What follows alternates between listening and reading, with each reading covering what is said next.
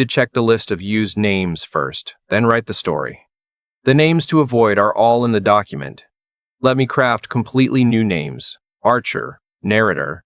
Renee is taken. I'll use Gwen, wife. Donovan, brother. Cassidy, daughter.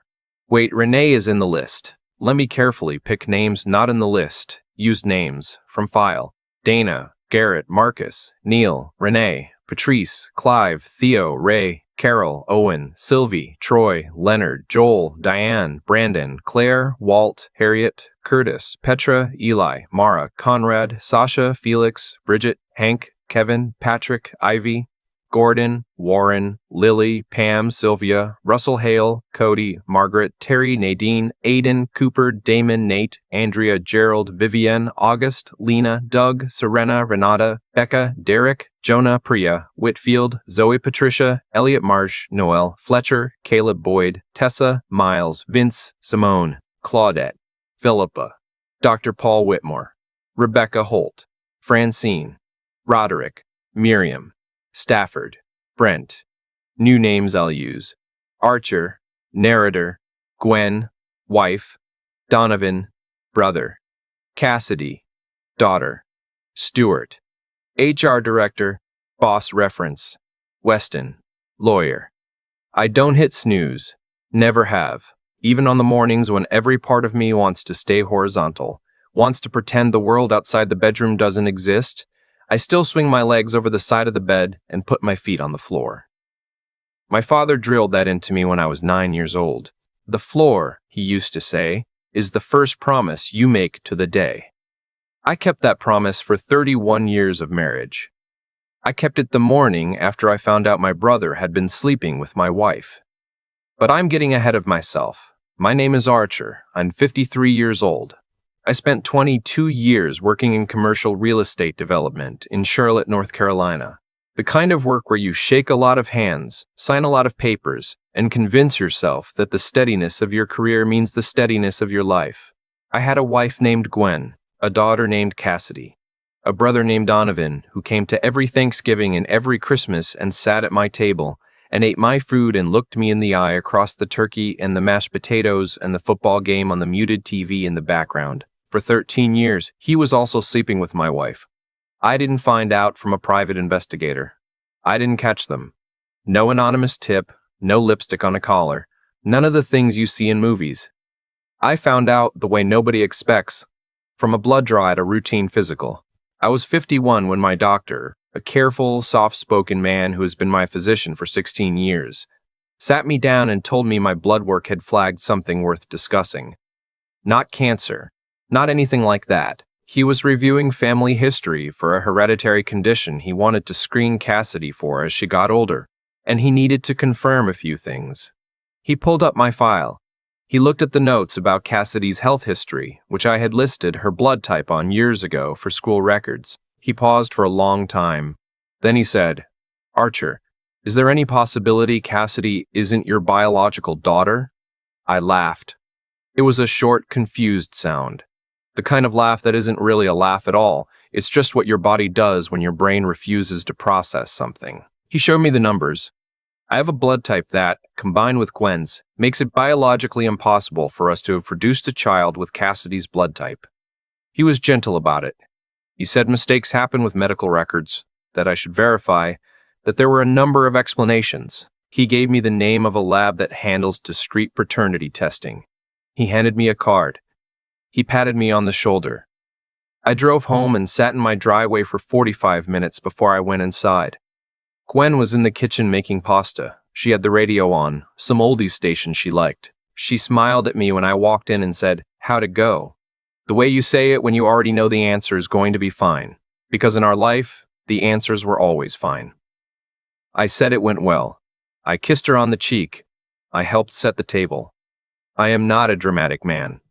I never have been. I'm the kind of man who thinks 3 times before he speaks once, who needs to be certain before he acts.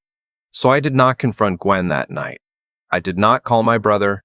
I went upstairs after dinner, I sat at my desk, and I ordered a home paternity test kit to be delivered to my office address. While I waited for it, I started paying attention. 13 years of marriage will blind you if you let it. I had let it. I looked back now with different eyes, and the things I had dismissed as quirks or coincidences started assembling themselves into a shape I didn't want to see. Donovan had always been close to Gwen. I had always thought it was a good thing. Some brothers and sisters-in-law don't get along, and I was grateful mine did. He called her to ask for recipe advice. He stopped by the house when I was traveling for work, which I did often, sometimes 2 or 3 times a month. Gwen always mentioned it casually. Donovan stopped by. He helped me move that bookcase. Donovan came for lunch. I made too much soup anyway. I had never questioned it. He was my brother. I called my doctor back and asked him to walk me through the blood type science one more time, slowly. He did. The math was unambiguous. The test kit arrived on a Thursday. I swabbed myself. Getting Cassidy's sample took some creativity. I told her I was doing a family ancestry project, something for her grandmother's birthday, and she was 23 and thought it was sweet and swabbed without hesitation. I sent everything to the lab overnight. I waited 9 days. 9 days is a long time when you are living inside a question that could detonate your entire life. I went to work. I came home. I ate dinner across from my wife. I watched her laugh at things on television. I watched her sleep. I kept waiting to feel something definitive. Rage, grief, the cold certainty of knowing. But mostly I felt like I was standing at the edge of a very tall building, waiting to find out if there was a net below. The results came to my email on a Tuesday morning at 7:14 a.m.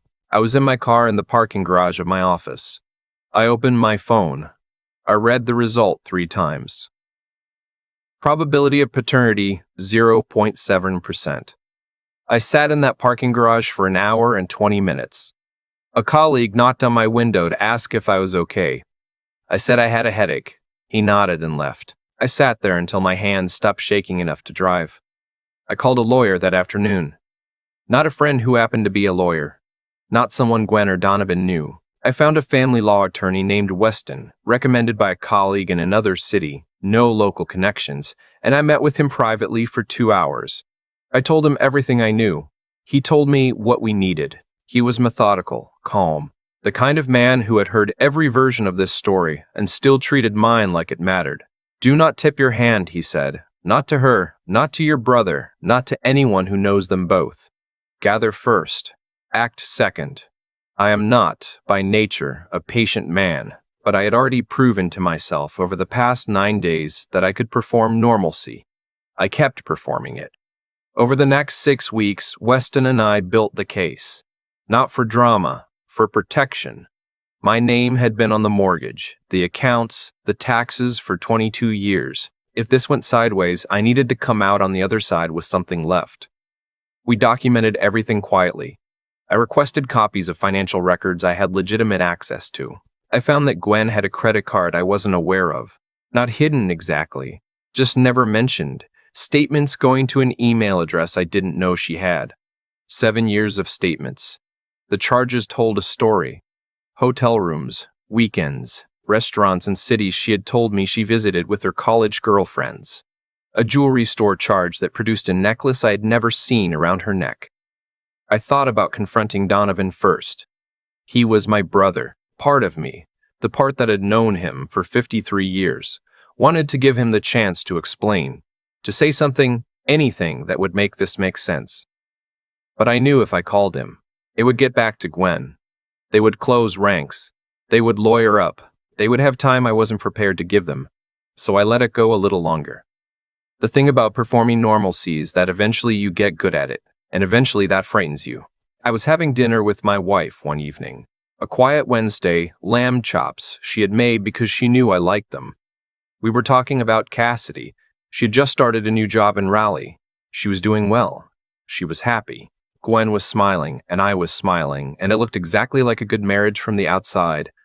I thought, she has been doing this for 13 years. She has been sitting across from me and smiling, and she has been doing this for 13 years. I excused myself and went to the bathroom and ran cold water over my wrists until I could breathe normally again.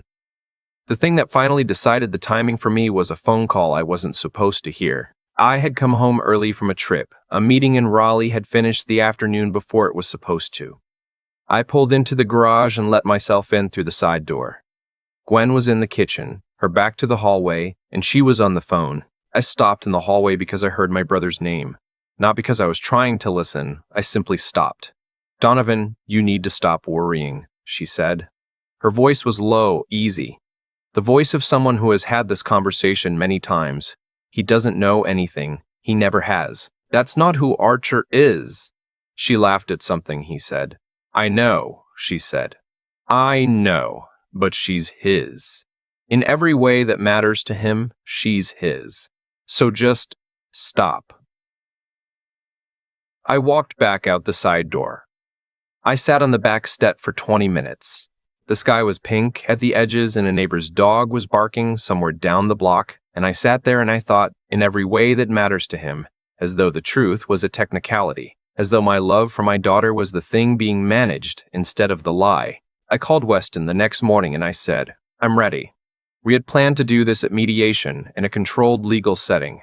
That was the original plan. Clean, private, efficient. But the more I thought about Gwen's voice on that phone call, the more I thought about 13 years of hotel receipts and a necklace I never saw, and my brother at my Thanksgiving table. I wanted Donovan in the room.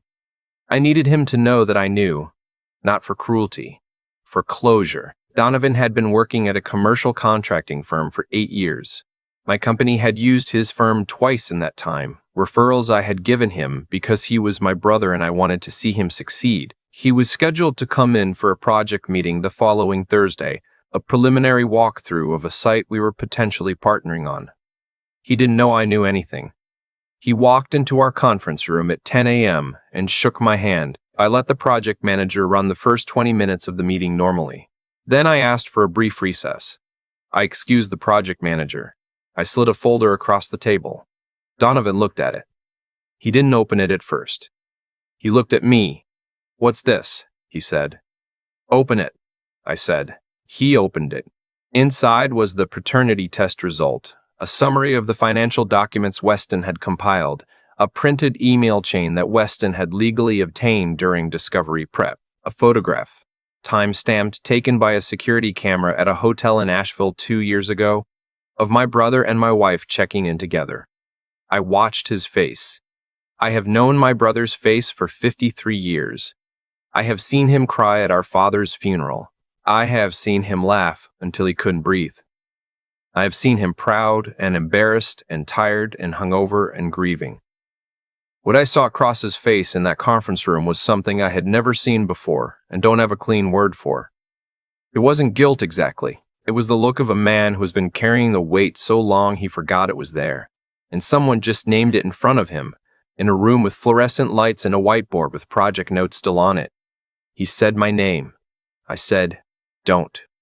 He closed the folder. He put both hands flat on the table.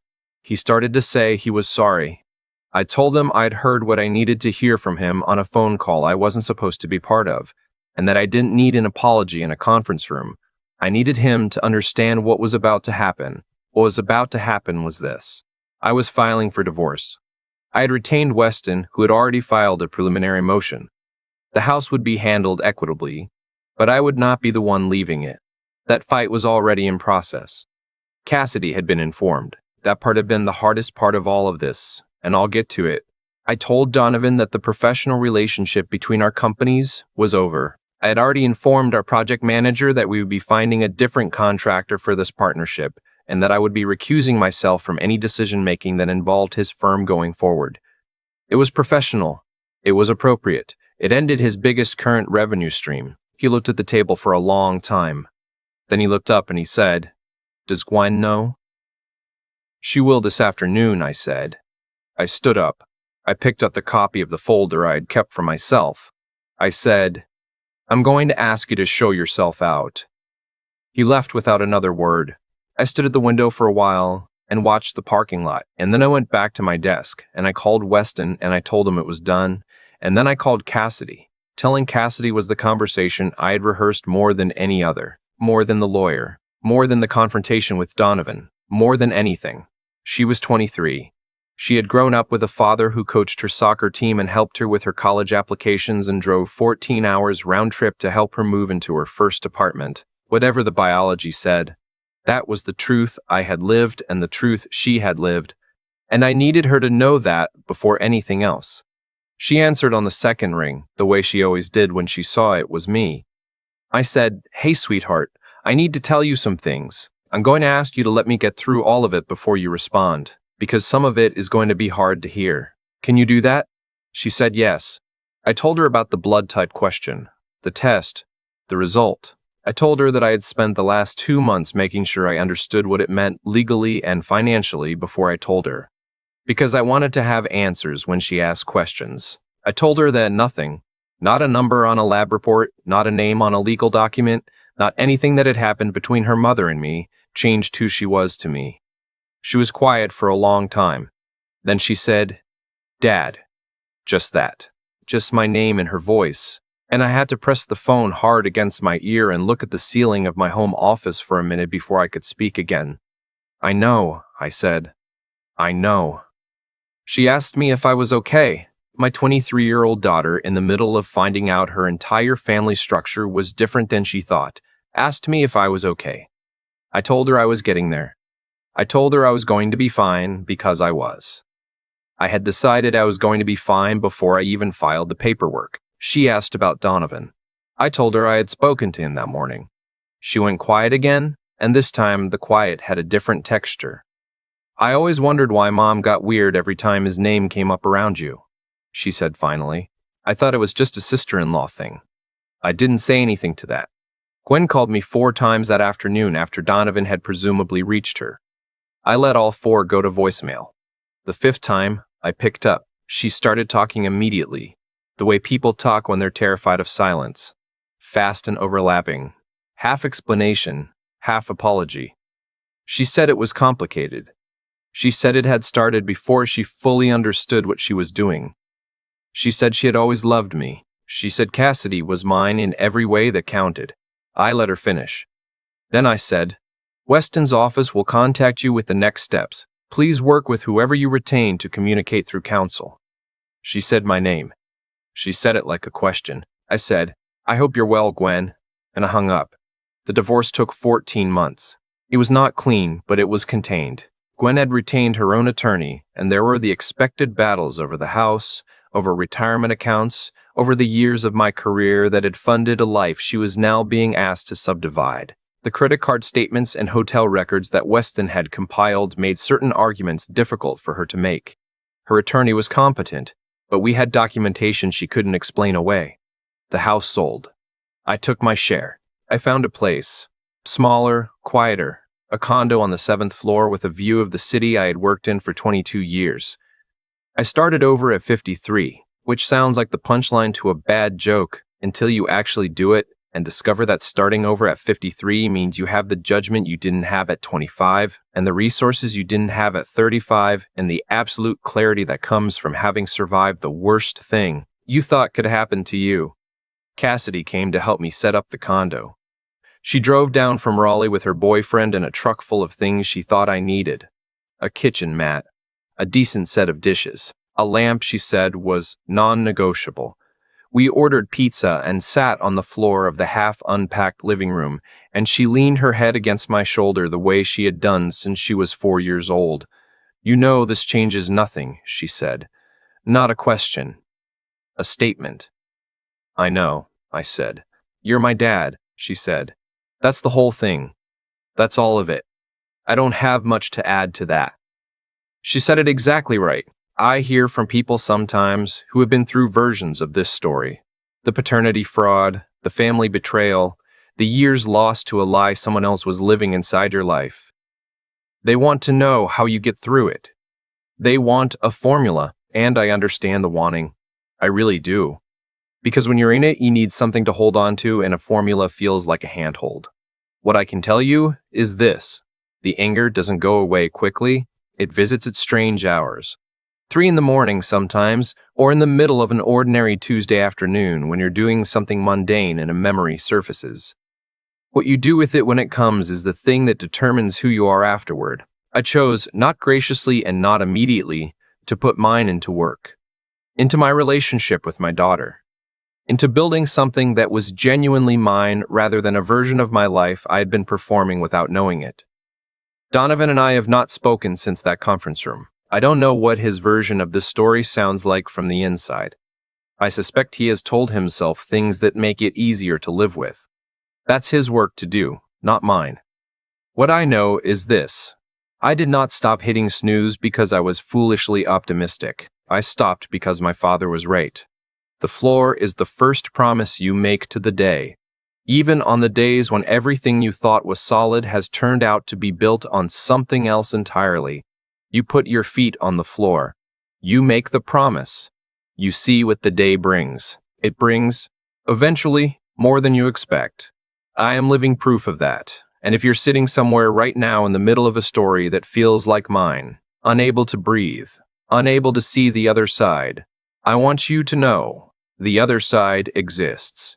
It looks different than you planned. It is, in some ways, I couldn't have predicted better, not easier, not painless, better. That distinction took me a long time to understand. I understand it now.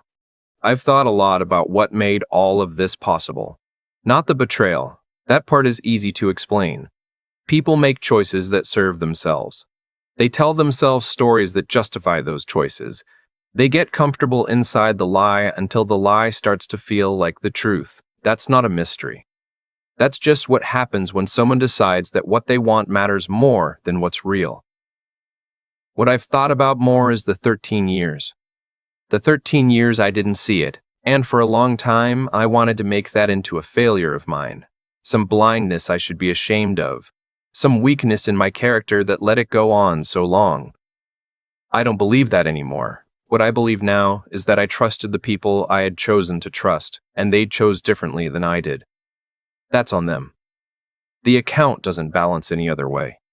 What Archer learned, what I learned, is that the truth doesn't disappear because someone decides not to say it out loud. It accumulates. It shows up in bloodwork results and credit card statements and a phone call you weren't supposed to hear. It is patient in a way that people who are hiding things never fully account for. Donovan and Gwen had 13 years of practice at the lie, and they were good at it, but the truth only needed one morning to undo all of it. I think about the kind of man I had to become to get through those 9 days of waiting.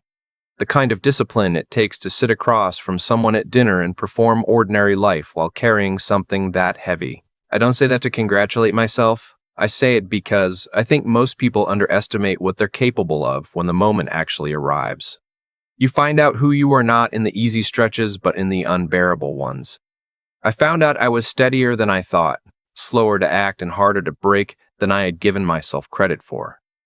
There is something Cassidy said to me when we were sitting on the floor of my new condo, surrounded by half-unpacked boxes and a kitchen mat she had decided was non-negotiable, that I keep coming back to. She said, "You're my dad. That's the whole thing. That's all of it." She wasn't consoling me.